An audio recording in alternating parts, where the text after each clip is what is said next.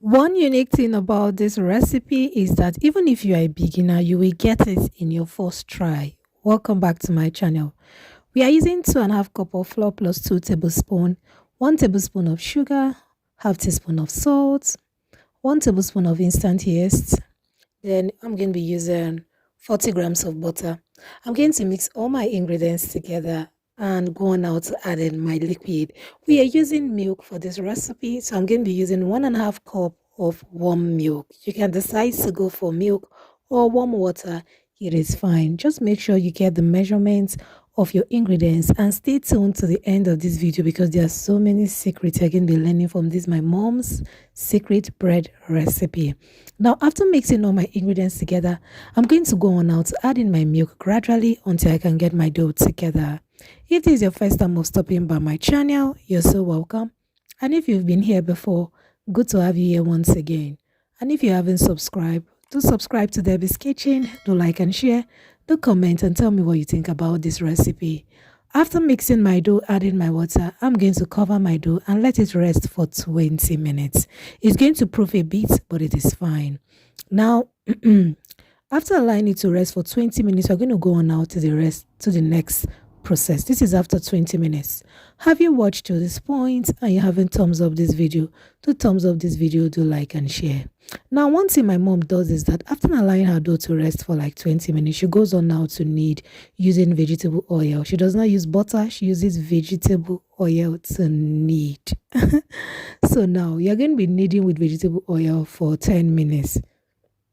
8 to 10 minutes is fine. Normally she greases her palm with vegetable oil and also grease the surface where she's working on with also vegetable oil. This will allow your bread to slide easily while kneading and gives your bread a more finished look, as in the top will be smooth and shiny. Now this is after kneading for 20 minutes. At this stage, you are not allowing your bread to proof again. You are going on now to divide your bread and mold it to fit into the pan that you're going to be using. So now I'm dividing my dough into 3 equal parts. Now when you look at this dough, you can see the texture so smooth, so smooth.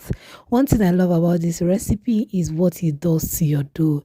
It gives your dough a well finished look, better than store-bought, guys. You can make bread for yourself and your family every day with this recipe in less than 1 hour. So I'm going to just roll my dough into mini balls. I divided it into 3.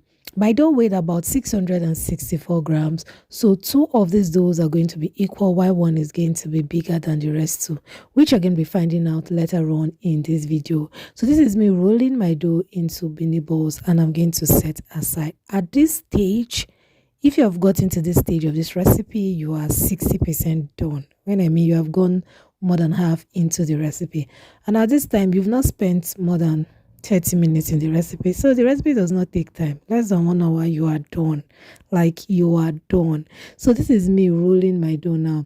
I'm going to pick one of the portion and roll it. Now, once I pick the portion and roll it, just take your time and roll it. Not so flat. Just roll it to make sure that it is flat enough for you to roll. I'm just going to make sure that the edges are okay. And just roll it as if you are making fish rolls. Then pinch the edges. Pinch the edges. Pinch as much as you can. Pinch the side, pinch the edges. So that's pity for the dough. Pinch it because you don't want it to loosen up while proofing. If you do not pinch properly after proofing, your dough will just open its mouth. And that won't be nice.